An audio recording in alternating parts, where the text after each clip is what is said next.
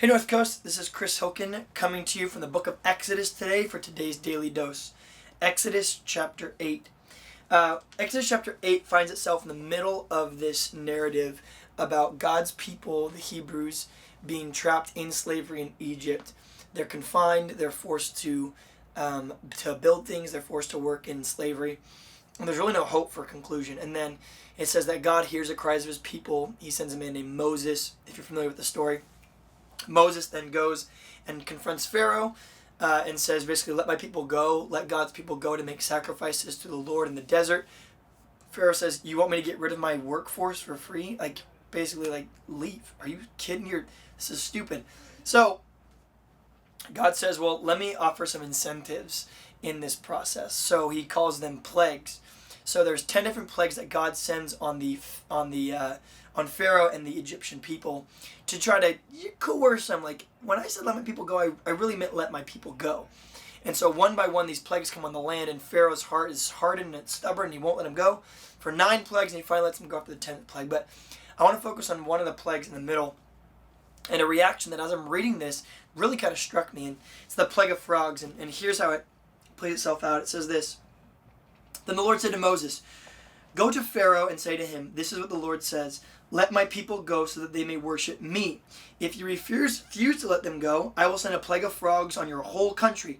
The Nile will teem with frogs. They will come up into your palace and your bedroom, onto your bed, into the house of your officials and on your people, and into your ovens and kneading.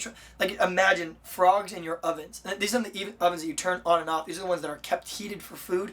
And now frogs are going to start appearing in there and boiling and smelling. And oh, man, he says they're going to cover the ground, and they're going to be in your beds, and they're going to be everywhere. It's like this plague has kind of consumed everything about your life.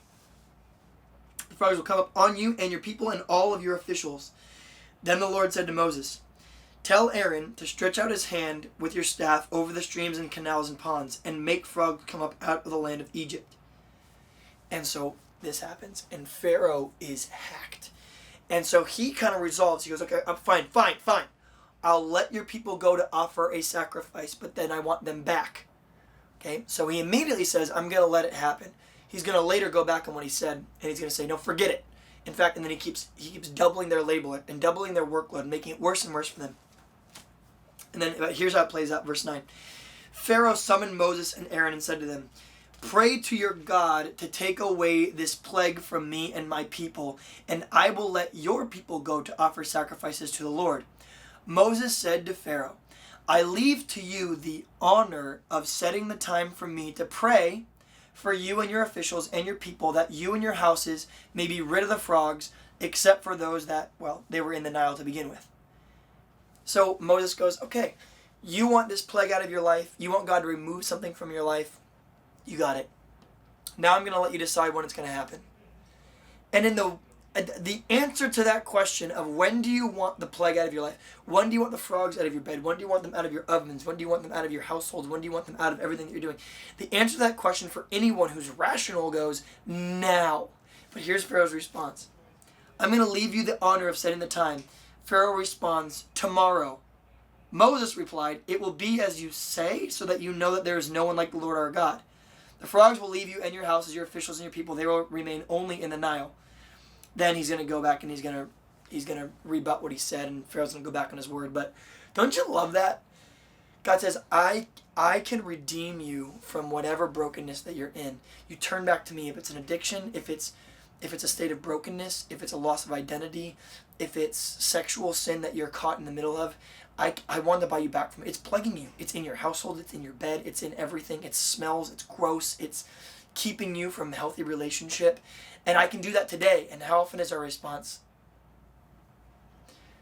Maybe tomorrow. Maybe the next day. Maybe when I have kids and I need that kind of morality back in my life.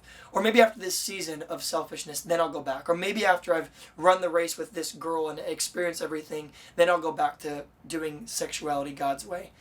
And what you're really saying is, let the plague that's striking my life, just give it 24 more hours. North Coast, whatever that is in your life, may we have the courage today to say, God, I'm ready for the plague to be taken away today. And in God's faithfulness, he will do just that. We'll see you guys tomorrow.